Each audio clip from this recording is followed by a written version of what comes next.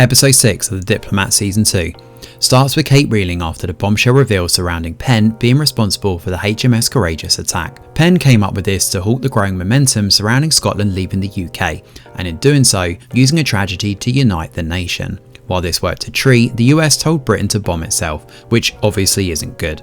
And the cherry on top of this secretive cake? Much like Trowbridge, President Rayburn didn't have a clue. The next morning, Kate decides to forge ahead with gunning for the VP role. She makes the changes to her appearance as Penn suggested, changing her suit and tying back her hair. Penn soon notices this and invites Kate to have breakfast with her. There's a bit of initial hesitancy given what Kate now knows, but there's undeniable respect between the pair as well. Stuart continues to try and win over Idra, telling her he may follow her out to Washington. Idra is quick to point out that ship has sailed, or I guess blown and sunk depending on the level of irony in that statement, and she walks off when he pleads with her to reconsider.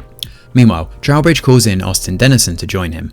He apologises for the recent hostility between them and believes they need to work together. Neither know about Penn's involvement in the bombing, and Dennison is brutally honest when the PM pushes him for his opinions. Austin wants him to resign and slip away, and Trowbridge seems to agree.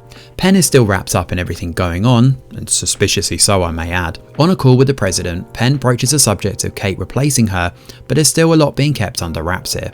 It turns out Rayburn and Trowbridge wanted to appoint a nuclear czar to specialise in defensive strategy, and Trowbridge was quick to recommend Kate for this role.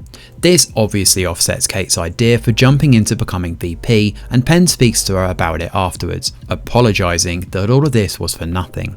Even worse, Austin wipes his hands of Kate too, admitting that them together was a mistake and deciding he's not going to be the go-to guy to get to the Prime Minister anymore.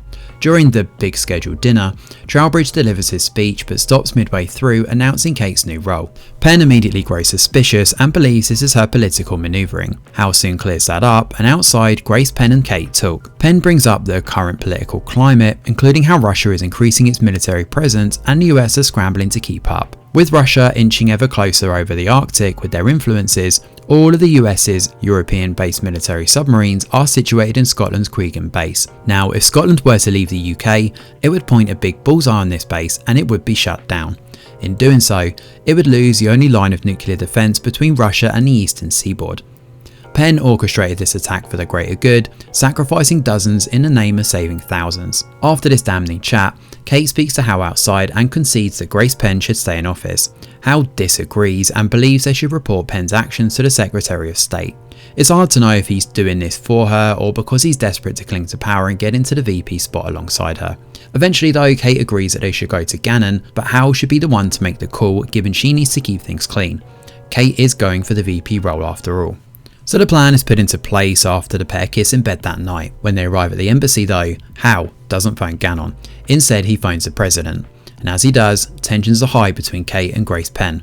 Penn wants her to stop going for the job, and the nonchalant shrugs and dismissals aren't fooling anyone, especially Penn, who questions Kate's new hairstyle and attitude. Back at the embassy, Hal is frantic. He phones Kate and reveals some shocking news. It turns out the president is dead. With Rayburn gone, that means that political power rests in none other than Grace Penn's hands. She's going to be the new president. The ending to Diplomat Season 2 is anything but diplomatic. The reveal that Rayburn is dead and Penn is now the new president is sure to send shockwaves up the political spectrum both sides of the globe. It's still unclear who killed Rayburn, but if I was to put my money on it, I'd say Penn is behind this. We already know she's got her hands in every pot, and she's made it clear that she'll do anything to have power, regardless of who may be hurt in the process. Kate's transformation this season has been fascinating to watch, and now that she's cut ties with Austin, or well, he cut ties with her, let's be honest, and changed her appearance, it seems season 3 is going to focus on this brewing cold war between the two ladies. With Kate playing as VP to Penn, if they do go this route, it sets up a dynamic that's inevitably going to be very interesting and racked with tension. Everything is resting on a precarious knife edge. Thankfully, we already know Netflix have renewed this one, so there's no agonising wait to see if this story will remain unresolved or not, which I guess is at least one consolation here. Thanks for watching, and do let us know your thoughts in the comments below. Smash a like or subscribe to the channel, your support is very much appreciated. I'm Greg Wheeler, and from all of us over here at The Review Geek, we'll see you on the next video.